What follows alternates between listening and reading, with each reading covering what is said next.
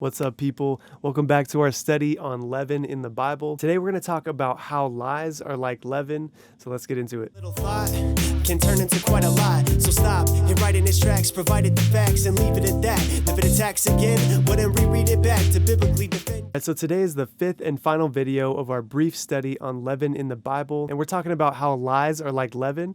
And later on in this video, I'm also going to share with you one huge lie about the gospel that you need to be aware of and avoid. So as we've talked about, leaven is like yeast inside of bread, and what it does is it spreads throughout all the bread. Lies or false teaching, even if they are seemingly small lies, are very much like leaven because they spread as well and can distort the truth in big ways. For example, Abraham told a small lie to the Pharaoh of Egypt in Genesis chapter 12. He told them that Sarah was just his sister and didn't tell them she was actually his wife. And he did this to try to protect himself from being killed because he thought if he told them she was his wife, since she was so beautiful, they might just try to get him out of the picture. But what happened was God sent plagues on Pharaoh and his house just to stop Pharaoh from taking her as his wife. The Pharaoh actually got very upset at Abraham and basically said, why didn't you tell me she was your wife? Like, I almost made her my wife. So we see how much drama and damage one little lie can potentially cause. James also talks about how impactful our words are, and I think it's very relevant to lying. He says, the tongue is a little member and boasts great things. See how great a forest a little fire kindles. So James is commenting on how our words spread like a little fire can spread throughout an entire forest. The same is true with a little lie. It can spread like leaven does and cause damage wherever it goes. Now, I told you I would give you one huge lie that you need to be aware of that distorts the very gospel itself, and that lie is this: you will get to heaven by doing enough good deeds. This is such a lie that plagues our world today, and it has spread like leaven spreads in bread. Paul addresses this issue in the book of Galatians when he says in chapter 2 verse 16 that a man is not justified by works of the law,